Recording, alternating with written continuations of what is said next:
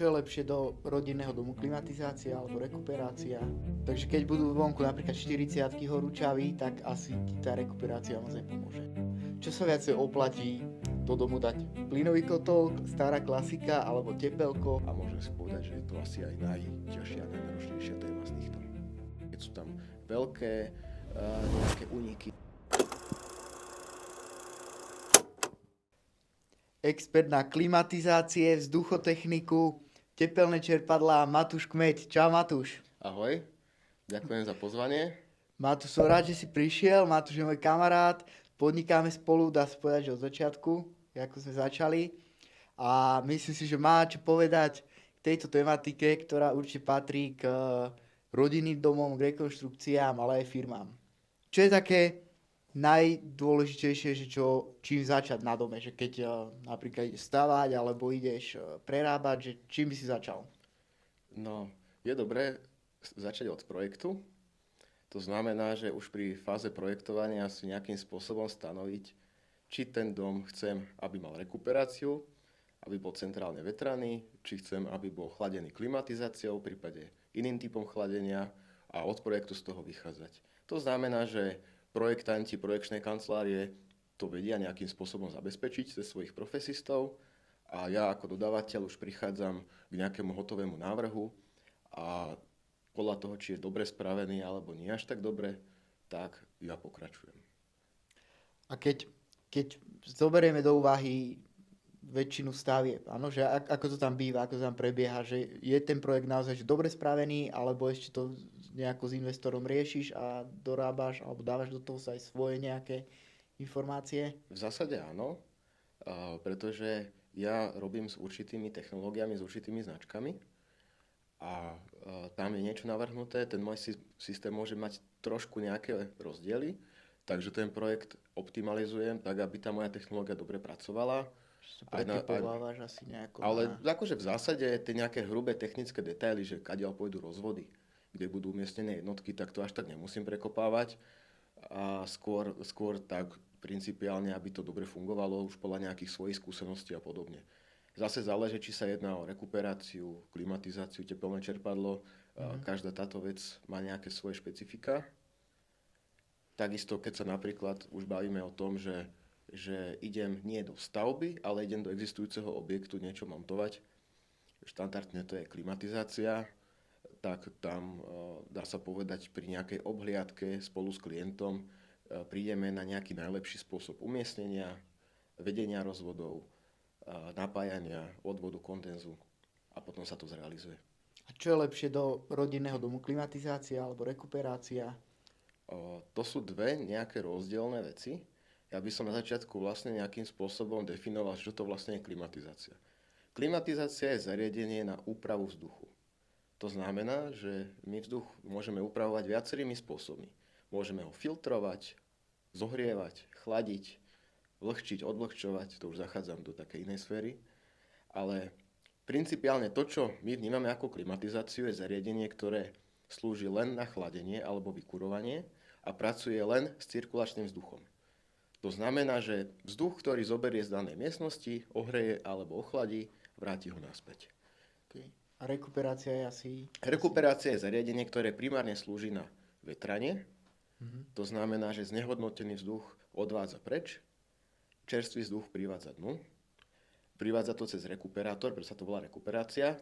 To znamená, že tie vzduchy si navzájom odovzdávajú teplo. Takže vie to aj zohrievať ten vzduch alebo chladiť ten vzduch. Áno. A sú tam zaradené aj ohrievače, aj chladiče. To znamená, že ten vzduch privádzaný môže byť upravovaný na nejakú požadovanú teplotu. To znamená, že keď máme centrálny systém rekuperácie, dokážeme s ňou aj chladiť. Avšak ten chladiaci výkon je nejakým spôsobom obmedzený.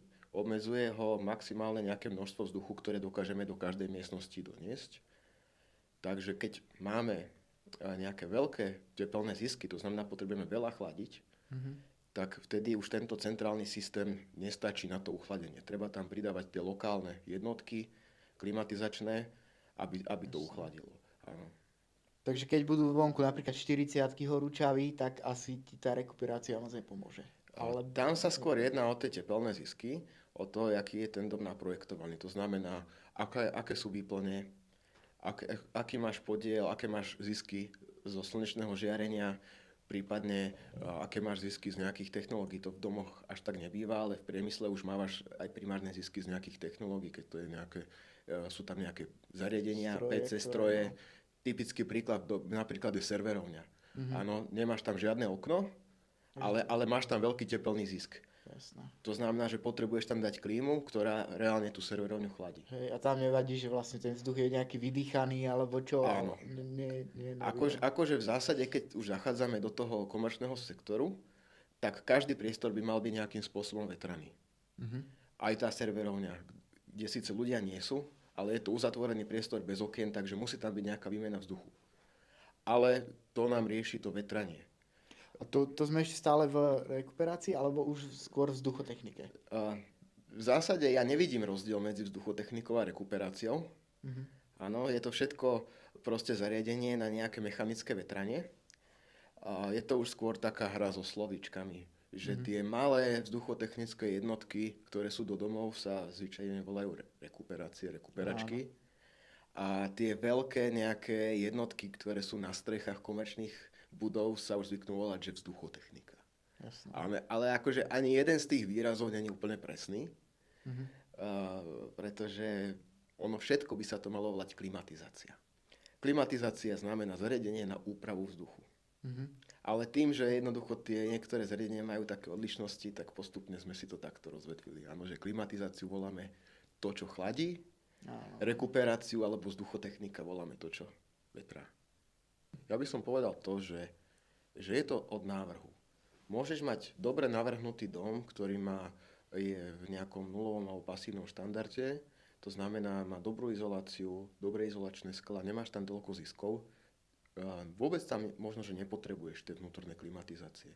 Že to dokáže to utiahnuť aj tá rekuperácia s tým dodatočným chladením, alebo prípadne v kombinácii s iným systémom, napríklad so systémom stropného chladenia. Ale to už je... Také podomietkové, také modré nejaké siete, alebo je to vlastne podlahovka uložená opačne. Áno. Keď si otočíš výkres, tak spravíš podlahovku na strope. Takže v podstate, keď chce niekto len chladiť raz za čas, keď je horúco a dokáže si otvárať okná a nie je lenivý si otvoriť okno, tak mu stačí asi klimatizácia pri nejakej rekonštrukcii alebo byte, nie? Áno. Pri nejakej rekonštrukcii určite. Pri novostavbách tam už zachádzame do toho, že tieto zariadenia aj vplývajú na nejaké celkové hodnotenie energetické. Áno. A tam už od projektu býva podmienka, že musí tam byť rekuperácia. Alebo musí tam byť fotovoltika alebo tepelko. Musí tam byť nejaký zdroj, ktorý je na báze obnoviteľných energií. Teda buď solár, alebo tepelné čerpadlo. Takže tam sa tomu nevyhneme. Keď to je nejaká dodatočná inštalácia do domu, centrálna rekuperácia je problém, pretože tam potrebuješ dosť veľké stavebné úpravy. Vysekať všetko, naťahať hadice. Keď robíš napríklad nejakú veľkú rekonštrukciu, že pridávaš podhľady, pridávaš nejaké priečky, je možné s tým pracovať. A v zásade tá rekuperácia ti pomôže v dvoch veciach. Oproti tomu klasickému otváraniu okien. Pomôže ti vo veci nejakej energetickej efektívnosti, že ty, keď vetráš, tak neprichádzaš o teplo. A pomôže ti vo veci hygieny. Že sa nejako nepráši, alebo... Presne. Keď máš rekuperáciu, tak máš menšiu prašnosť v dome. Samozrejme, vyžaduje si to každé takéto zariadenie, aby bolo vo funkčnom stave a aby bolo pravidelne nejakým spôsobom kontrolované a čistené. Sú tam filtre, ktoré sa zanášajú, tie treba vymieňať alebo čistiť. A keď je toto dodržané, tak dokážeš mať doma čistejšie prostredie, ako keby, že vetráš oknami. Najviac to je vidieť, keď napríklad bývaš niekde vedľa cesty alebo vedľa poľa. A tam akože, keď niekedy sa aj bojíš otvoriť okno, lebo sa ti tak napráši. Potom ďalší problém sú, keď majú ľudia alergie ako ja. Že jednoducho, keď je sezóna, tak nechceš až tak toho čerstvého vzduchu, nefiltrovaného, lebo tie pelové častice sa ti ľahko dostanú, ale už ten základný filter, ktorý je v rekuperáciách, tie pelové častice dokáže zachytiť. To máš napríklad aj v aute, takzvaný pelový filter. Hej, takže nejaké zdravotníctvo alebo nejaké také citlivejšie objekty, tak určite musia mať túto vzduchotechniku alebo rekuperátor. Tam je to podmienka, dokonca v zdravotníctve už máme aj tzv. Čisté priestory. A oni, aj keď majú možnosť nejakých okien, tak tie okná bývajú stavebne zabezpečené tak, aby sa ani nedali otvoriť. Jasné. Ten priestor, keď sa zvaliduje a nabiehne teda do nejakej svojej čistoty, tak tá vzduchotechnika musí od začiatku pracovať nepretržite na to, aby sa ten priestor neznehodnotil, čo sa týka čistoty. Keď na vzduchotechnike prebieha nejaká oprava alebo výmena, tak sa tá vzduchotechnika dokonca ani celá neodstavuje, ale odstavuje sa len časť, aby ten priestor bol stále vetraný. Keby náhodou došlo k takému systému, že tá vzduchotechnika zlyha, tak ten priestor sa bude musieť nanovo vyčistiť, nanovo zvalidovať. To znamená, že sa budú tam musieť zmerať častice, baktérie, vírusy, všetko, čo sa v tom priestore nachádza. Tieto vzduchotechnike majú dokonca až 3-stupňovú filtráciu. To už zachádzame do zdravotníctva. To už... Tam ešte nie sme. Videl som video, Milan Dubec dával to parkovisko, neviem, či si to ty videl, že vlastne musel dať za niekoľko tisíc vzduchotechniku na otvorené parkovisko. Čomu je to dobré? Akože sú to naozaj že vyhodené peniaze, alebo teoreticky to má nejakú účinnosť? Takto. Rozhodne si nemyslím, že sú to nejaké vyhodené peniaze, pretože ten návrh tej vzduchotechniky vyplýva z nejakého požiarneho projektu a z nejakej podmienky, ktorú tá vzduchotechnika musí spraviť. Áno. To znamená, že ten požiarny projekt ráta aj s nejakými hraničnými situáciami, že na tom parkovisku príde požiar, začne horieť nejaké auto a tá vzduchotechnika musí dokázať vyčistiť ten priestor tak, aby tie osoby mohli v kľude evakuovať. Takže pri bežnom dýchaní to asi nejako nezachytíme, áno, že keď pojem teraz niekde do parku alebo kde prechádzať sa po parkovisku, tak tam to asi až tak akože, takto. Ono to je troška zložitejšia téma, pretože tam sú rôzne systémy v tých garážach. Systémy sú aj na požiarne vetranie, to je to, čo som spomínal, a potom sú systémy aj na odvetrávanie výfukových splodín. Tie štandardne fungujú tak, že pri podlahe sú rozmiestnené snímače CO2 a jednoducho, keď sa tam ten oxid uhličitý nahromadí, tak sa spustí vetranie, ktoré ten vzduch posúvajú. To, že je nejaká garáž, ktorá z jednej strany je otvorená, to ešte neznamená, že v tej garáži je pohyb vzduchu. Môžeš mať leto 35 stupňov bez vetrie a v tej garáži vzduch stojí. To znamená, že určite tam tie ventilátory sú potrebné minimálne na to, aby ten vzduch hýbali a aby sa na nejakých konkrétnych miestach nezhromažďovali výfukové splodiny. Ako si sa k tomu dostal? Ku klimatizácii a vzduchotechnike, že je to tak, že si povedal, že ideš robiť, alebo... Nie je to celkom tak. V zásade ten môj príbeh je trošku opačný ako príbeh väčšinu mojich nejakých konkurentov.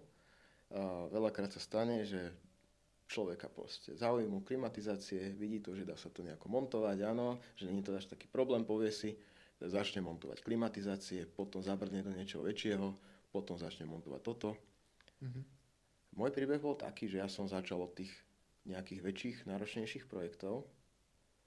Vyštudoval som stavebnú školu, tam už som sa začal troška venovať vzduchotechnike.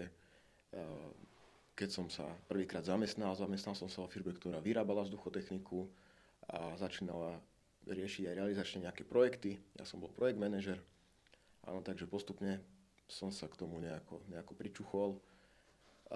Ďalej som začal aj projektovať tieto zariadenia. Takže vieš, že už keď niekto nadáva na projektanta, tak vieš to posúdiť aj z toho druhého hľadiska, že či má pravdu, nemá pravdu, alebo dalo sa to nejako... Veľakrát niekto nadáva na projektanta neoprávnene. Pretože keď je niekto nekompetentný, tak musí na niekoho nadávať. Nebude predsa nadávať na seba.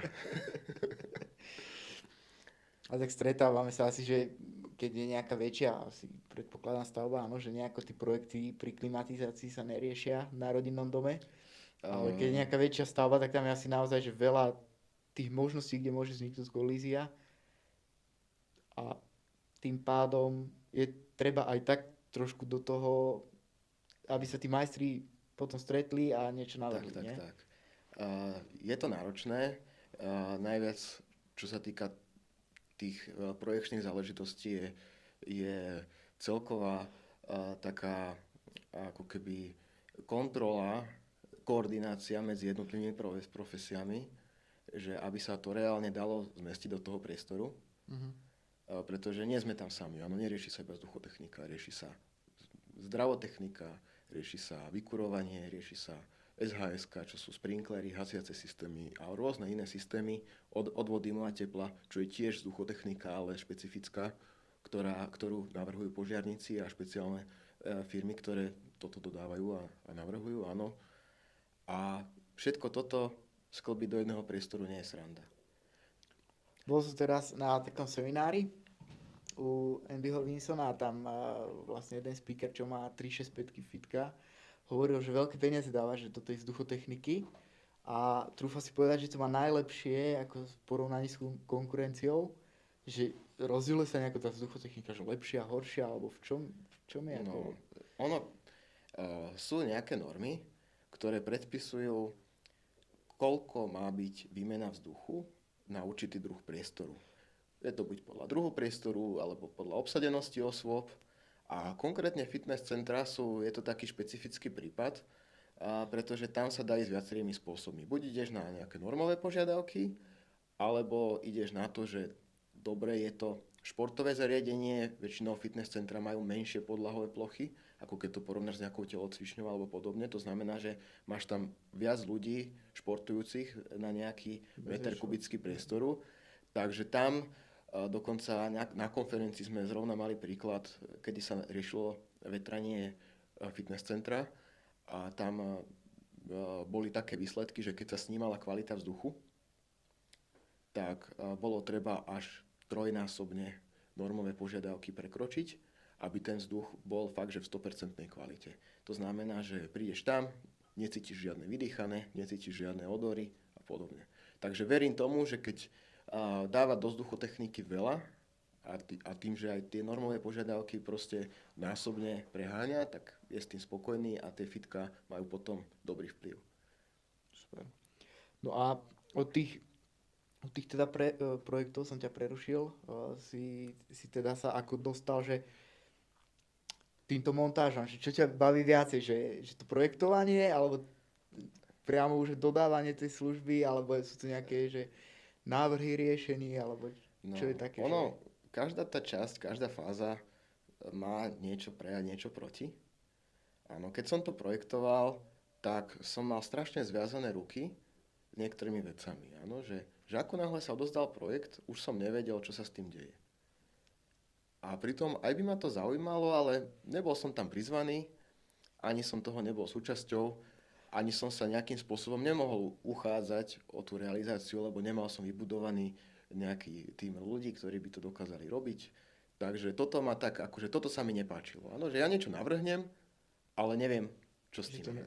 Celý ten cyklus dokončíš. No. Takže potom už keď sme mali aj nejaké také v tej predchádzajúcej firme projekty, že aj som to projektoval, aj sme to realizovali ako veľká firma, zase sa mi nepáčilo to, že mali sme tam nejaké partie, ktoré to montovali, ktoré to robili a s tými partiami veľakrát bol nejaký problém a ja som nemal na nich až taký dosah. Lebo ja som bol iba proste zamestnanec v tej firme a mal som nejaké kompetencie a nemohol som si úplne robiť, čo chcem. Áno? Alebo povedzme, keď bolo treba nejakú minimálnu vec spraviť, áno? Že prísť niečo na tej vzduchotechnike, odmontovať, presunúť, posunúť. Nebol som na to kompetentný, aby som sadol do auta, zobral rebrík, teraz pár šrobíkov povolil, posunul to, musel som na to niekoho volať. A toto keď sa mi tak nasčítalo, spolu s tým, že vlastne v tej firme som sa nevedel som tam asi až taký úplný svoj rast, tak som dospel k záveru, že bude lepšie, keď sa osamostatním. Našťastie som z tej firmy odišiel v dobrom, s majiteľom sme ostali kamaráti a doteraz máme spolupráce na nejakých projektoch, takže v pohode. Toto sa ináč, toto je super vec, lebo to sa aj mne podarilo, že keď som končil v tej predchádzajúcej firme, kde som robil, tak ja som toho zástanca, že odísť dobrom, že čo najviac, lebo nikdy nevieš, že kedy sa tie cesty stretnú a tiež spolupracujem na niektorých, aj si voláme, na niektorých projektoch menších spolupracujeme, on zase vie niečo iné ako ja dodať a je to pekné, že keď okolo seba dokážeš si silnejší asi keď máš viacej ľudí okolo seba. Určite áno. Netreba okolo seba rozsievať nejakú zlú energiu. Vždycky je dobré sa proste snažiť, keď aj rozísť, tak v dobrom. A aj v mojom prípade, keď som chcel nejakým spôsobom začať v segmente vzduchotechniky, tak nemohol som sa pohádať s výrobcom tej vzduchotechniky, túto mojim najbližším. Takže to by určite nebol dobrý krok. Ako prebieha montáž klimatizácie, že keď ja ti teraz zavolám, že chcem klímu, čo všetko to obnáša. A povedzme, že mám dom, ktorý sa rekonštruuje, ktorý teraz môžeme robiť, čo chceme, alebo mám byt, kde už je všetko obývané. Že je v tom nejaký rozdiel? Je v tom veľký rozdiel, pretože sám si to aj povedal, že keď to je stavba, tak môžeme robiť, čo chceme. A keď to je nejakým spôsobom obývaný byt, tak sme limitovaní. Áno, že buď dáme to zariadenie len tam, kde spravíme najmenšiu škodu. Tak klíma sa aj posúva na nejaké lepšie miesto, alebo horšie miesto, alebo ako sa to navrhuje? Vonkajšia jednotka v zásade, to umiestnenie je dôležité tak, aby ničím nerušilo nikoho. To znamená, treba to brať ako zdroj hluku, zdroj vibrácií. Ak to je len na chladenie, to znamená, že tá jednotka bude fungovať len cez deň, vo väčšine prípadov, tak až tak nemusíme to umiestnenie vonkajšie riešiť. Ak to je klimatizácia aj na vykurovanie, ale také to už je automaticky, nie?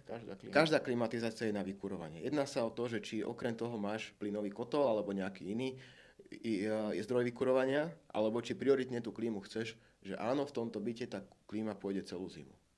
Mm-hmm. Sú také byty, alebo aj domy, že jednoducho ľudia si tam inštalujú klimatizácie vyslovene kvôli vykurovaniu. Je to možné, dá sa to, ale keď už viem, že tá klimatizácia pôjde celú noc, tak už si musím dať veľký pozor na to, kam aj tú vonkajšiu jednotku umiestním. Aby to bolo radšej ďalej od spálny, od detských izieb, aby sa sused nesťažoval na to, že mu to tam hučí a podobne. Hučí som povedal akože obrazne, lebo nie sú tie klimatizácie, tie jednotky nie sú až tak hlučné, že by to bolo nejaké veľmi nepríjemné. Ale predsa, keď to je susedný pozemok, prída tam človek nejaký, aj keď malý zdroj hluku, je to počuť, jasné. Je to počuteľné, môže aj zo závisti to môže niekomu vadiť, takže treba si takéto veci dopredu vyriešiť. To isté môže byť aj v bytovke, že mám byt, povedzme mám svoj balkón, dám si tam klimatizáciu, keď to dám na svoj balkón, nepotrebujem od všetkých schválenie, stačí od najbližších. Ale môže sa stať, že tomu podobnou to bude vadiť, lebo on to započuje, keď je na balkóne, že to tam vrnží. Takže takéto veci treba mať na mysli, na pamäti. Čo sa týka umiestnenia vnútornej jednotky, tak to je zase kľúčové už pre toho užívateľa. Chceme to umiestniť tak, aby to primárne nefúkalo na nikoho. Nad gauč a rovno všetko za krk ti bude fúkať, ale... Sú rôzne typy klimatizácie, sú aj tzv. Bezprievanové, že jednoducho tá klimatizácia sa celá zavrie a nefúka. Ale ten chlad niekde padá. No, to znamená, že samospádom ten chlad padá pod tú klimatizáciu. Takže keď máme takéto nejaké riešenie, že tú klímu môžeme dať len nad gauč a nikde inde, tak tam potrebujeme, aby tá klíma čo najviac fúkala pred teba, aby ten chlad nepadal dole. Keď máme zase riešenie oproti gauču, tak zase potrebujeme takú klímu, ktorá bude čo najmenej fúkať. Čiže tam ideálne bola tá bezprievanová, kde ten chlad dokáže padať smerom dole. Alebo potom už s tou klimatizáciou sa tak vyhrať, že natočí lamely čo najviac do boku. Alebo v tom horšom prípade nesedieť na gauči, keď sa chladí. Ale to není šťastné riešenie. Lebo veľa ľudí si povie, že oni to budú púšťať len keď nie sú doma. Ale. Bohužiaľ, niekedy máme iba nejakú jednu možnosť, kde to môžeme dať. A aj keď je to takto orientované, áno, že fúka to na mňa, viem o tom, môžem to používať len keď nie som doma, aj tak je to lepšie ako nič. Ja sa vyslovene stretávam s tým, že ľudia žijú v zlých teplotných podmienkach, že majú v bytoch cez 30 stupňov čo je veľmi nekomfortné. A do takéhoto bytu, keď kdekoľvek dáš tú klimatizáciu, tak ten človek bude rád, že ju má. Že aj 2-3 stupníky. A Ale to dá si keď sa ráno tá klimatizácia na 1-2 hodinky zapne, už to ten byt ochladí. Jasné. Ovládať sa dajú ako klimatizácie? Tlačítkom alebo termostatom? Sú tam rôzne možnosti ovládania. Štandardné ovládanie pri takých, keď sa bavíme o tých domácich, väčšinou nástenných klimatizáciách, je na infračervený ovládač, podobne ako na televízor. A potom štandardne už tie klimatizácie obsahujú Wi-Fi rozhranie, že dokážeš si ju pripojiť na Wi-Fi router a cez cloud a mobilnú aplikáciu sa tá klimatizácia ovláda. Je to veľmi dobré, lebo vieš si tam dopredu nejakým spôsobom naplánovať kalendár a nastaviť si, kedy sa ti zapína, kedy sa ti vypína. Ja si to tak robím, že keď idem domov, tak zapnem 10-15 minút predtým a v lete hlavne. No. Ďalšie možnosti ovládania sú napríklad cez Alexu alebo Google Home. Niektoré značky ponúkajú takúto implementáciu do týchto programov. Potom sú tam rôzne kontakty na tých klimatizáciách. To sa používa na hotelových izbách. Keď je hotelová karta mimo izby, tak sa zablokuje, aby nešla a podobne. Keď sa bavíme o nejakých komerčných aplikáciách, sú tam aj kablové ovládače väčšinou na stenu. Tam je to lepšie, lebo sa nestratí ten diaľkový ovládač, áno, že mám to pevne na stene, tam si ťuknem. Aj v tých serverovniach väčšinou bývajú tie káblové nástenné ovládače. Alebo potom sú tam už nejaké centrálne veľké systémy, kde máš komerčnú budovu, kde je 20 klimatizácií a dokážeš to celé vidieť v nejakom systéme. Takže keď máš nejakú veľkú budovu, tak asi nedávaš, že vonkajšia vnútorná jednotka takto, že do 20 miestností, ale jednu nejakú centrálnu. Tam sú už troška iné systémy. A je to všetko už od návrhu, tie veľké inštalácie sa nezaobídu bez toho, aby sa to nejakým spôsobom naprojektovalo. A používajú sa aj takéto klasické, ako doma, že máš jednu jednotku vonkajšiu, jednu vnútornú, to je tzv. Split. Potom môžeš mať tzv. Multisplit, keď máš jednu troška väčšiu jednotku s viacerými vývodmi na 2 až 5 jednotiek. To sa používa aj v domoch, aj v nejakých menších komerčných priestoroch. A nie vždycky tam tieto jednotky vychádzajú kvôli dĺžke potrubia. A si nútený použiť nejaké iné riešenie, pretože tiež sa mi stalo na nejakej takejto inštalácii komerčnej, že vychádzala tá minimálna dĺžka potruby okolo 30-40 metrov. A to už asi neuchladí na to, alebo ten... Tie jednotky nie sú na to stavané. Proste ty máš nejaké technické parametre k tomu a napríklad na tie domáce bežné jednotky máš, že povedzme 15 metrov môže byť medzi jednotkami. Na tých multisplitoch môžeš mať 20. Jasné. A tam už bolo treba ísť po tzv. VRF systéme, kde boli veľké vonkajšie jednotky.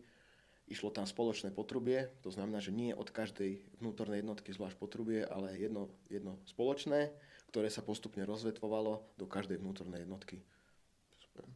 Keby si mal zhodnotiť, alebo tak len podľa zbrucha dať takú najpoužívanejšiu klímu alebo značku, čiže to chcel zabrnúť, že to je také, že čo najčastejšie montuješ, alebo že si s tým aj taký, že pomer cena výkon. Dosť montujem značku Hisense, čo je taká, povedal by som, lepšia Čína. Majú tam aj nejakú kooperáciu s Japoncami. Potom montujem japonské značky ako Panasonic, Mitsubishi, Daikin. Veľakrát rozhoduje cena.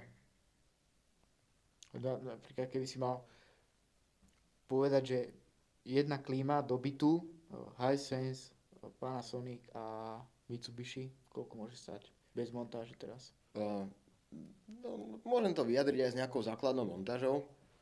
A pri tom Hisense sa dokážeme hýbať od nejakých 1000 eur.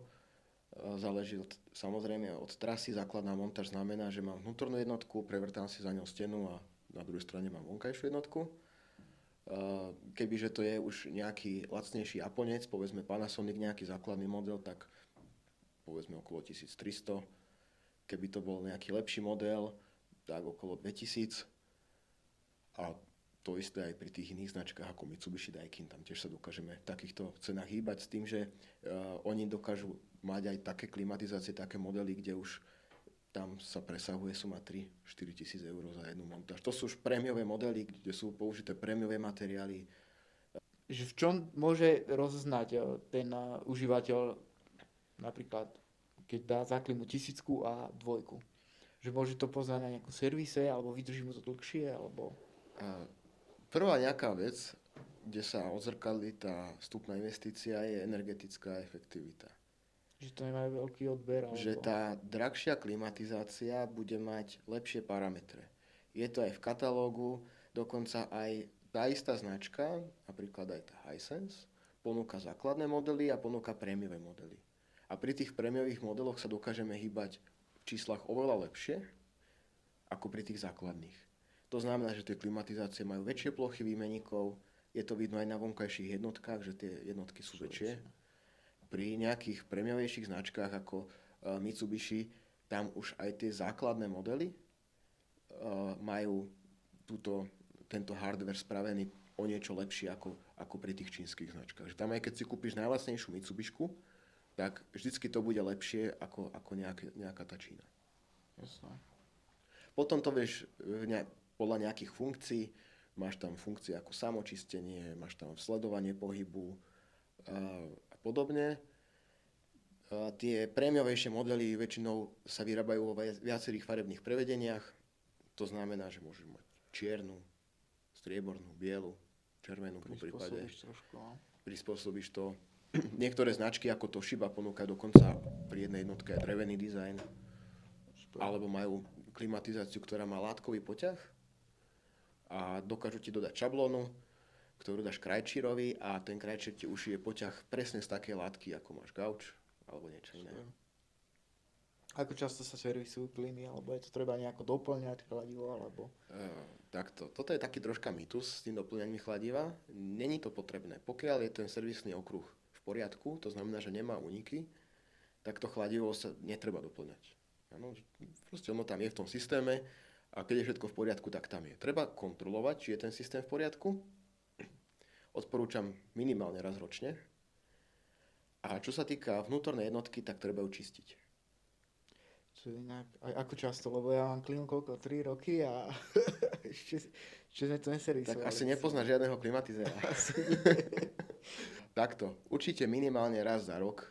Keď sa tá klíma používa aj na kúrenie, ale nemyslím na také dokurovanie, že je mi raz za zima, tak si prikúrim, ale na také celoročné, tak treba 2-krát ročne. Treba to brať ako proste niečo, cez čo prechádza vzduch v miestnosti. Je tam tiež filter a je tam výmeník, je tam ventilátor, kde sa tvoria aj plesne. Takže raz ročne je taký zlatý štandard, že to by som určite odporúčal. Ty teda montuješ aj tepelka. Čo sa viacej oplatí do domu dať? Plynový kotol, stará klasika alebo tepelko? V zásade obidva zdroje sú funkčné a dobré. Záleží to od prípadu. Áno, keď nemám plynovú prípojku a mám si teraz nanovo budovať plynovú prípojku, tak už v dnešnej dobe vyjde lacnejšie to tepelné čerpadlo. Keď plynovú prípojku mám, to znamená, že robím nejakú rekonštrukciu staršieho domu, bol tam plynový kotol, je tam vpravený komín. Asi v zásade by som neriešil nič iné ako plynový kotol, aj keď sú prípady, kedy tepelné čerpadlo dokáže byť energeticky výhodnejšie ako plynový kotol, že by sa oplatila aj takáto náhrada, ale to by muselo obsahovať prerobenie toho starého domu do nejakého moderného pasívneho štandardu. Že aj vlastne zateplenie a všetko. Aj zateplenie, aj podlahovka kvalitne spravená a podobne. Čiže pri týchto nejakých systémoch sa to teplné čerpadlo oplatí viac, ale zase je to na zvážení, či sa to oplatí v tom prípade. Lebo keď nemám plynovú prípojku, tak tá prípojka plus plynový kotol plus komín ma stojí niekedy viac ako to teplné čerpadlo. Jasné. Také tepelka, lebo ja som videl, že nejaké tepelka, že sú aj za 3-4 tisíc eur, ale to sa mi zdá nejaké, že možno výrazne lacné, že čo je lepšie, že kde sa pohybujeme niekde s cenou za tepelko. Také kvalitné, že čo mi aj vydrží viac ako 2-3 roky. Jasné. Neviem, aké teplné čerpadlá si videl, ale štandardne také teplné čerpadlo aj s montážou sa môže pohybovať od nejakých 7, povedzme 1000, Hej. ale vždycky to záleží na konkrétnej inštalácii. To sa asi tiež dimenzuje. Čo sa týka značiek, používam tam buď značku Panasonic na tepelka, alebo značku Hyundai.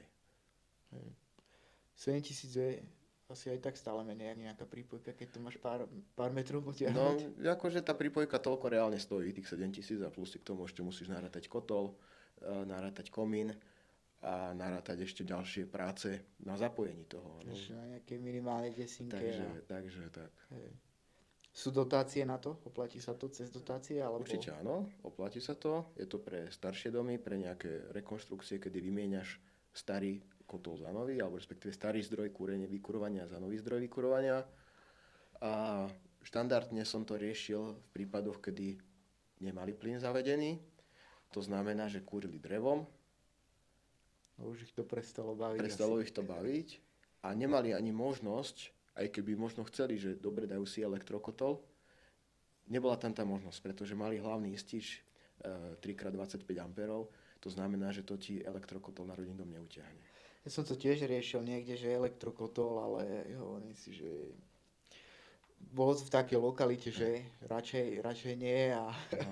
Plus tá návratnosť, že keď si zoberieš cenu elektriny a to teplné čerpadlo, aj keď to je nejaký starý dom, kde je radiátorové vykurovanie, tak je 2 až 3 krát celoročne účinnejšie.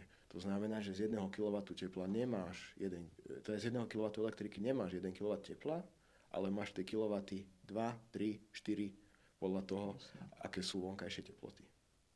Ale tam tiež podľa mňa pri tom tepelku je dôležité zvážiť nejaký stav z tej stavby, lebo to som sa myslím, že rozprával s projektantom nejakým ohľadom toho, že nejaké tepelné vlastnosti, potom nejaké úniky, že či to nemá do starej chalupy, asi keď nezateplenej hodíš tepelko, tak to je...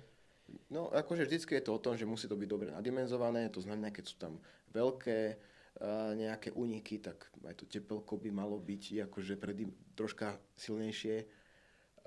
Takže v prvom rade, keď sa robí nejaká rekonštrukcia, bolo by dobre čo najviac zamedziť tieto úniky, teda ak sa má zateplovať, nech sa zateplí, ak sú tam nejaké staré okná, nech sa vymenia a potom už teda rozmýšľať o nejakom zdroji. Ale keď to je len takýto prípad, že jednoducho majú kotol na pevné palivo, nechce sa im prikladať, sú starší, nevládzu a chcú tepelko a neriešia až tak to, že koľko minút na energie, akože úplne v kľudom. Mám také inštalácie, tie tepelka to utiahnú aj v nezateplenom dome. A samozrejme, bolo treba dostatočne posúdiť, či daný systém vykurovania je vhodný, aké sú tam radiátory, či majú dostatočnú plochu, koľko ich tam je a podobne. Takže dá sa povedať, že ty keď robíš klimatizácie, vzduchotechniku a tepelka, tak musíš vedieť z každého remesla skoro všetko. Alebo niečo. Áno, že máš tam určite aj elektriku, máš tam aj nejakú voda, kanalizácia, takéto odpady musíš k tomu dávať. Podlahovku tiež asi musíš vedieť zhodnotiť, ešte aj radiátory. Že to nie je len takto, že zrazu za týždeň sa všetko naučíš a ideš. Presne tak, akože troška mi to trvalo dlhšie na toto všetko nejakým spôsobom získať tieto znalosti, ale je to tak, musím byť aj vodár, aj elektrikár, aj chladiar. Jasné. Takže to je možno taká výhoda, ešte tým, že si aj bývalý projektant, alebo aj projektant. Aj súčasný, tak je to určite výhoda v porovnaní s konkurenciou. Tak áno, je to výhoda. Na druhú stranu je veľa toho, čo musím riešiť a vedieť. Takže nie je to sranda. Samozrejme, keď sa mi prelínajú viaceré tieto profesie, tak robím aj elektriku. Áno, ale zoberiem si tú časť, čo ja potrebujem. Nerobil by som nejaké kompletné elektroinštalácie. Druhá vec, tá voda, kúrenie. Áno, robím teplné čerpadlá, dokážem spraviť aj podlahovku, aj komplet UK rozvody, ale snažím sa orientovať skôr na ten zdroj toho vykurovania. Áno, že jednoducho veľakrát to riešim tak, že nech je chalupa pripravená, čo sa týka okruhov, podlahovka nahádzaná a ja dodávam ten zdroj. Ja sa to tiež snažím, lebo nie je to podľa mňa úplne že dobré, aby sme všetci robili všetko. Áno. A radšej si nájsť v tej veľkej bubline takú tú svoju svoju škálu. Na druhej strane, čo sa týka odbornosti, tak dosahujem takú istú odbornosť, ako má aj ten vodár, aj ten elektrikár. Musel som si prejsť všelijakými možnými školeniami, kurzami na rôznych školách, či už v meste na Priemyslovke, alebo v Považskej Bystrici na odbornej škole, aby som získal tieto oprávnenia.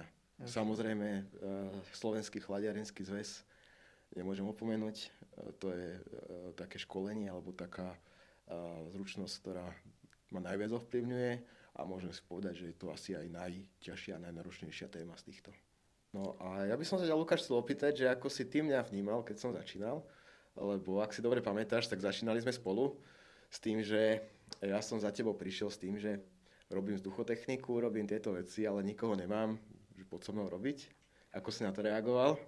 Vieš čo, mne sa to že páčilo, lebo bolo také, my sme sa vtedy presťahovali a bolo to také, že videl som takého parťaka, že s ktorým riešime úplne že niečo rovnaké a podľa mňa sme aj doteraz sa to dosť nami ťahá, že stále máme problémy a stále si vieme tak akože pomôcť v tomto a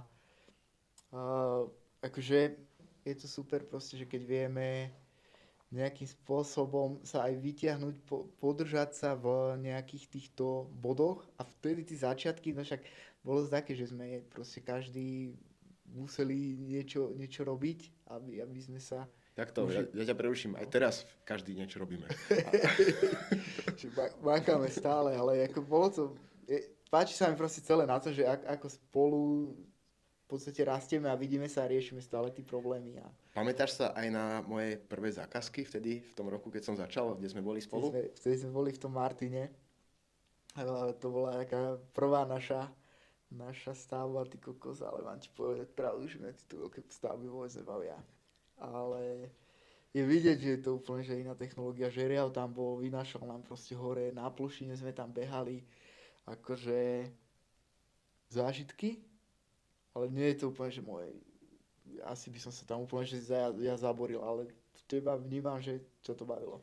Takže správne chápem, že veľké stavby ťa skôr odrádzajú? Hej, úplne ma to odrádza. Neviem prečo, ale nebaví ma to. Možno je to len tým cyklom, že to proste všetko trvá dlhšie a som taký, že chcem to mať ukončené, že neviem si predstaviť teraz, že by som, ja neviem, 2-3 mesiace chodil na jednu stavbu, by som sa úplne, že zbláznil. Ale ja mám trošku inú cieľovku, ja mám trošku inú cieľovú skupinu.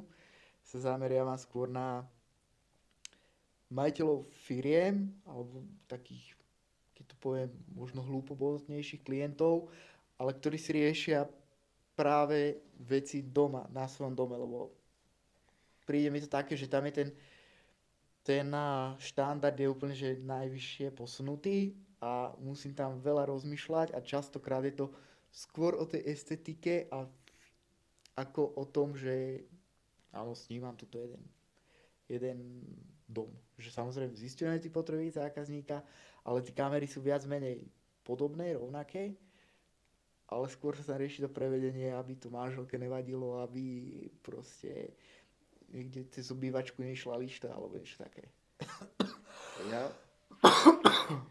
Ja to vnímam, tieto veľké zákazky, ako veľkú možnosť sa dostať práve aj k takým klientom, ako si ty spomínal. Veľa mojich klientov som získal práve na týchto veľkých zákazkách. Áno, že začal som sa rozprávať so stavebným dozorom, ten videl, že dobre, vidím, že super robíte to, čo robíte, že ja mám 2 byty, potrebujem tam spraviť klimatizácie a vidím, že vy ste fakt, že solidní, prídite na obhliadku, pozrieme sa na to. Ty máš ten marketing zase tam. Ja mám marketing tam. Ale to je pekné, lebo to aspoň ja to tak mám, že keď mi príde nejaká robota na odporúčanie, alebo na základe toho, že vidí moju prácu, tak je to také iné, že sa tak zahreje, že asi to robím dobre. Ale zase musím povedať aj za mňa, že tie veľké zákazky ma oveľa viac naplňajú po nejakej takej profesijnej stránke. Že sa tam rieši niečo zložitejšie. Riešia sa tam zložitejšie systémy, zložitejšie problémy a veľakrát je to taký kumšt všetko dobre vymyslieť, dobre dotiahnuť a hlavne aj stihnúť v tom danom časovom termíne. deadliny. Ale na druhej strane nehovorím, že ma nebaví robiť nejaké malé klimatizácie, rekuperácie do rodinných domov a podobne. Proste všetko je práca, ktorú nejakým spôsobom zahrňa moja profesia a ja to beriem tak, ako je. Proste robím aj veľké, robím aj malé. Čo príde. Ja som zase taký, že normálne už niekedy chápem, že to musím tak podať, lebo častokrát tí zákazníci riešia prvý svoj kamerový systém na dom, alebo nekúpuje si kamerový systém odo mňa, že každé 2 roky ho budeš teraz meniť. Ale my už máme normálne, že tak nabehnuté, tak nacvičené, že v podstate ja prídem na dom a tam kamera, hen tam káble a už vidím, že normálne, že ten zákazník ako keby niekedy aj v tom stratený, že ježiš, kade teraz idem ťahať káble, kade to bude spraviť a čo teraz, a nejaký ten plot a čo sused a hento a je to akože také niekedy až vtipné, že to, čo som kedysi ja riešil na začiatku, tak to teraz každý zákazník rieši a vždy sa k tomu vrácam, že ma to tak vráca do tej doby, že ako to teraz spraviť, ako to spraviť, hento. A v tomto vidím taký posun, že už to beriem ako automatiku, že už ma málo kedy niečo prekvapí. Áno, toto je dosť dôležité, to je vec, ktorá ťa vlastne posúva, že tým, že to už robíš dlhšie, tak už poznáš všetky tie nejaké možnosti, ktoré sa tam môžu vyskytnúť, aj zlé, aj dobré. Máš to nejakým spôsobom v hlave a to je to, čo ťa delí od nejakých, povedzme, začiatočníkov. Áno, že jednoducho prídeš tam a vieš už všetko, ako to má byť. Ja toto napríklad mám aj v komerčnej sfére, teraz som bol v nákupnom centre na jednej obliadke, kde chcú do nájomnej jednotky, teda do predajne pridať klimatizáciu. Riešil som to s nimi, riešil som to aj s vedením nákupného centra. Obliadka nejakým spôsobom dopadla a potom pani z predajne mi hovorila, že teda ja som vyslovene nečakala, že sa budete až také otázky pýtať a videla som aj na tých pánov z centra, že úplne inak s vami komunikovali, ako keď tu minule bola firma, ktorí len sa pozreli, opýtali niečo a hotovo. Jasné. To je podľa mňa, že základ úspechu taký, že hard questions, tak sa to hovorí, dobre sa to v anglicky, ale je to podľa mňa, že dosť niekedy aj nepríjemné pre tých zákazníkov, ale že naozaj, že ja tie ťažké otázky musím dať, aby sa čo najviac eliminovali nejaké chyby potom na Určite áno, lebo to sú niekedy základné veci, vieš. Povedzme, človek chce klimatizáciu alebo tepelné čerpadlo o takom výkone a máte dostatočnú rezervu na ističi? Uťahne vám to elektrika? No jasne. Lebo keď nie, bohužiaľ. Úplný základ, no. Ja som teraz riešil tiež taký väčší objekt a proste tam je problém s napájaním, vieš, a to si nepočítaš, že teraz, že dobre, teraz, ja neviem, pol kilometra natiahneš elektriku a dáš tam proste kameru. Ale tak tu pol kilometra, keď tam máš dať tú elektriku, tak na konci nenameráš nič, keď tam Presne natiahneš proste 500 metrov káblu. Hej. A keď áno, tak tam musíš dať taký kábel, aby to tam čosi bolo a ešte dokonca tam musíš dať aj nejaký switch, ktorý má to vstupné napätie od 110 do 230 V a tým pádom nevyskratuje tie kamery. Že keby si to dal do zásuvky, tak ti to môže zničiť. Určite poznáš napríklad prípady v reštauráciách, kde sú preplnené rozvádzače a Jasné. každý rok sa tam nejaké zariadenie pridáva a ty už sa dostaneš na to, že oni chcú ešte ďalšiu klímu, ktorá má odber povedzme 10 A a ty začneš merať fázy a zistíš, že ani na jednej fáze tých 10 A nemáš voľných. Presne, venkovo vyšli, čau. Čau, Braňo. Branči je najväčší frajer, ty má najlepšiu reštauráciu podľa mňa na okolí, že to nikto nemá tak vybavené. A tiež, ako vidíš, proste tá elektrika, Jasné. to je na hrane, že to už také vplyvy, že povieš si, že ideš dať kameru, alebo ideš dať klimatizáciu, ale tam je strašne veľa týchto. A tak zase, keď už sme sklzli k Salašu a k Braňovi, tak musím povedať, že to bol jeden z mojich prvých zákazníkov, kde som montoval vzduchotechniku, veľký odvodný ventilátor na digestorii, je s tým spokojný. A postupne sa tam montovali klímy, najskôr bola jedna, teraz je ich tam už 7. Super. Toto je to, že príde jedna, druhá, tretia, štvrtá, Áno, a asi vidíš, že. Tým ľuďom sa to zapáči, Jasné. zistia, že môžu mať aj komfort, aj tí zamestnanci potom majú lepšiu troška efektivitu aj v tej kuchyni, keď majú ten tepelný komfort. Takže Sú proste aj nejaké miestnosti, alebo teda budovy, že kde chodím, vieš, a vidíš, že proste je to neporovnateľné, že keď si porovnáš tento objekt a porovnáš si druhý, tak zrazu on tam má, ja neviem, 10 strojov, klimatizácie, vzduchotechniky, niekto tam má jeden stroj a keď si zoberieš napríklad tá cena jedla, keď už sme pri tom, Je tak je rovnaká. aj tam rovnaká. Áno, áno. A teraz, Toto je tiež sektor, ktorému sa dosť venujem, sú to konkrétne teda reštaurácie, o veterane reštaurácií a teraz aktuálne riešime jednu reštauráciu v obchodnom centre Eurovea v Bratislave. Minulý rok na jeseň som realizoval reštauráciu vo Viedni, Shopping City Sud. Takže aj takéto veci robím. No a ešte mi tak napadlo pri tých našich začiatkoch, ja som myslel, že si trošku pospomínaš, my sme tam mali jednu takú zaujímavú nočnú. To bola prvá klimatizácia taká komerčná, bolo to tiež v Eurovej, v jednej prevádzke a to bola taká parádna nočná, tak nad ránom sme sa vracali, už svietilo slniečko. Čo na to? Ako si na to spomínaš? to bol zabijak. To sme ťahali tam, viem, že sme to z lešenia dávali tú klimatizáciu, dvaja typkovia sme prišli a že ideme to tam hore vytrpať nejako. A tu už o druhej v noci, poď, jasné, ja spidovaný, som zaspával. Prišli sme domov, a však sa to vtedy, myslím, že spravili dosť, akože, dá sa povedať, že dobre. Myslím, že sa tam bolo ešte niečo dorábať, ale spravilo Ja ťa preruším, že tá cesta domov z tej montáže, to bolo neskutočná eufória vo mne. To bolo... ráno Bratislava. To už bolo asi aj 5-6, už svítalo, ale to bola proste prvá veľká montáž vo vchodnom centre a ja som bol úplne naplnený šťastím. Ja som sa tak nevnímal, lebo som tam pomáhal. Ale chápem, tiež mal nejaký... A ty si tuším vtedy aj cestoval na nejakú dovolenku na druhý deň. Vtedy išli, že ty kokos, že sa vyspal a išli sme do Chorvátska. A valili sme vtedy, to stala taká príhoda, ty kokos. A my sme išli do Chorvátska, my sme vyrazili, takto 4 hodiny po nočnej s Matúšom som sa trepal, ty kokos, do Chorvátska a na chorvátskych hraniciach moja drahá už zavodla občanku. A nás proste nepustili. A hovorím, že nejako, že s tým vykašleme, vieš, ale že nie. A teraz už sa tuším občanky nedávajú. Tak proste po nočnej, po 4 hodinách do Chorvátska tam, teda na chorvátske hranice, sme sa na chorvátskych hraniciach otočili, išli sme domov, tu som si 2 hodiny pospal, ešte som znovu. Krásny začiatok dovolenky. Koľko dní ste sa nerozprávali?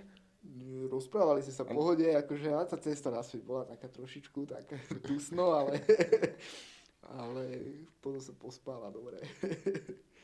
A to sú tie situácie, ktoré neovplyvníš, keď rozmýšľať nad veľa inými veciami. Však ma tiež podniká, tak vieš, bereš to ako automaticky, ale proste, keď to tam není, tak...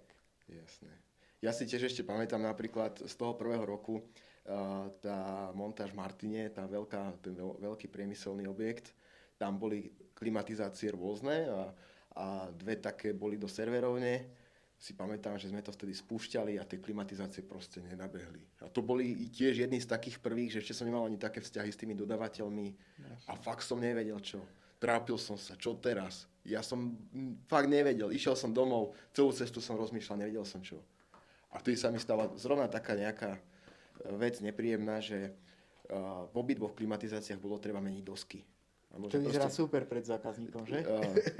Našťastie to bola ešte stavba, nebolo to odozdané, takže zákazník to až tak nevnímal. Ja som ich informoval, že teda mám tam nejaké problémy, dodávateľia mi musia dodať nejaké náhradné diely. Ale bola to taká zhoda náhoda, no, že proste prvé nejaké komerčné klímy, prvá serverovňa a hneď obidve nefungujú. Tak sa to potom chvíľku naťahovalo, celé to trvalo asi mesiac a potom nakoniec, keď sa tie dosky vymenili, pamätám si, ešte v snehu som to tam menil. Na streche, klimatizácia rozobratá, v snehu poukladané plechy, elektronika, všetko, nové dosky nacvaknuté, klímy nabehli. To bol zase super pocit. Podľa čoho si vyberáš dodávateľov? Že máš také, že podľa nejakých referencií, alebo máš to odskúšané, alebo je to jedna z tém, na ktorou sa zamýšľam teraz, ale... Čo sa týka klimatizácií, tak mám už odskúšané skoro všetky značky. Každú značku som si už nejakým spôsobom im prešla do ruky A už sú aj značky, ktoré vyslovene si hovorím, že nie, že jednoducho som tam našiel nejaký problém. A sú zase také značky, ktoré sú takže fajn, áno, tie aj montujem a tiež tam hľadám aj taký ten rozdiel, že nejaká hodnota za tú cenu. Áno, lebo tie značky majú rôzne ceny, takže som si niečo tak vybral, som tie značky aj spomínal, čo montujem, takže asi vieš, potom pri nejakých veľkých zákazkách je to už individuálne, každá zákazka je iná. Čo dokáže. Veľakrát je aj tlak na cenu, takže oproti nejakým projektovaným musíme nájsť nejakú lacnejšiu alternatívu a robím. Čo sa týka dodavateľov, tak už som firma, ktorá je na trhu nejaký čas a už máme spolu nejaké obchodné vzťahy, takže väčšinou mi chcú dodať toho čo najviac. Jasné. To tak vnímam, že je veľmi dôležitý dodávateľ dneska a veľmi, že tie vzťahy, že to sú také veľmi dôležité, že nie je ako dodávateľ. Že sa s týmto dosť, a zvlášť aj v takejto dobe, že začína byť podľa mňa taká ťažšia doba na podnikanie, tak je to vidieť, že kto do toho dáva trošku takéto srdiečko a kto nie. Že kto to má čisto. Je tam rozdiel hlavne v nejakej starostlivosti, technickej podpore a podobne, že sú dodavatelia, ktorí fungujú len ako veľkoobchod, že ty si od nich kúpiš nejakú krabičku a staraj sa. A sú dodavatelia, ktorí sa o teba postarajú. Keď potrebuješ, máš nejaký problém, prídu za tebou na stavbu, pomôžu ti. Jasné. Takže toto je rozdiel, to väčšinou tí zákazníci ani nevedia.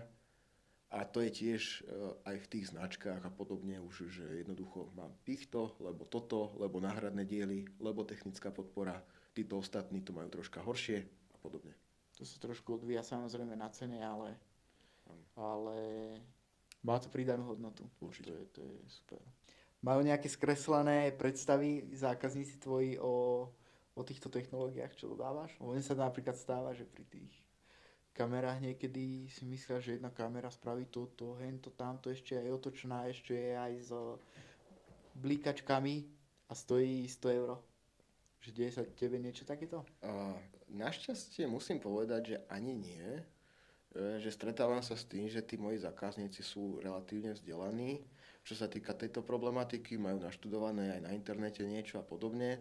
Takže veľakrát prídem a už presne vedia, čo chcú, kde chcú. Už iba si chcú poradiť, čo sa týka nejakej značky, modelu a podobne. Keď táto situácia náhodou není, že ten človek fakt, že nevie, len má problém, že má 30 stupňový byt a potrebuje ho ochladiť a nevie nič o tej tematike, tak nie je problém. Vymyslíme technické riešenie, spravíme. Čo ty a letné dovolenky? Chodím. Chodíš? Mám Zvoní ti telefón? dva týždne v letných mesiacoch mám vyhradené na letné dovolenky. Vtedy asi ten dopyt na prácu najväčší na klimatizácii, že? Je to tak, ale tak nerobím vo firme sám. Mám aj nejakých ľudí, ktorí robia so mnou, takže vieme si to nejakým spôsobom podeliť. A keď aj nastane nejaká situácia, že je tej roboty veľa, tak jednoducho nájdeme nejaký termín. A hlavne sa snažím neuberať si nejakým spôsobom zo svojho súkromia, ktoré patrí aj mojej rodine. Jasné. Také najťažšie podľa mňa, že v tomto remesle, že stanoviť si hranice na tú prácu, ale je to základ úspechu, asi si to nejako rozumne rozplánovať. Určite áno. Prvé roky to je veľmi ťažké, keď človek začína podnikať. Už tie ďalšie roky, teraz ja napríklad, neviem, či 4. alebo 5. rok už podnikám, už by mal natoľko to mať rozbehnuté a rozplánované, že aj ten life balance by mal byť akože dodržaný. Problémom je, keď prídu nejaké špecifické zákazky. Ako v mojom prípade napríklad to je reštaurácie v obchodnom centre a podobne. Tam sú termíny a tam... Sú tam termíny, ktoré treba dodržať, ale horšie je, keď robíš v nejakej existujúcej prevádzke. To znamená, že tá prevádzka je otvorená denne, proste 7 dní v týždni a ty, keď tam chceš niečo robiť, tak môžeš jedine v noci. Tak to ja našťastie nemám. Ja sa snažím vyhýbať aj tým víkendom a takým, lebo to je niekedy...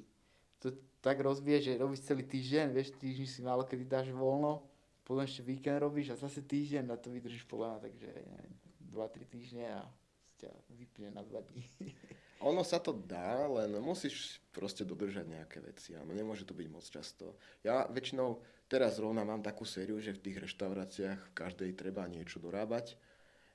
že jednoducho sa tam pridáva chladenie alebo podobne v nejakých existujúcich, tak väčšinou to máš za týždeň, tak maximálne jedna nočná. S tým, že som doma o nejakej druhej, takže to není až také hrozné. Až tak ma to nerozhádže. Tak ďakujem ti pekne, Matúško, za rozhovor a daj si nejaké telefónne číslo, firma, keby niekto potreboval klimatizácie, vzduchotechniku. Jasné, takže ja ti prvom rade ďakujem za pozvanie. Som rád, že sme sa dosť dobre porozprávali po dlhej dobe, že sme si našli na seba toľko času. Čo sa týka mojej firmy, názov mojej firmy je Kmeďtech SRO. Sídlim v Novej Si nad Váhom a moje telefónne číslo 0908 312 009. Mail info@kmet.tech. Na Instagrame ma nájdete pod profilom Klimatizácie Kmeďtech. Ahojte.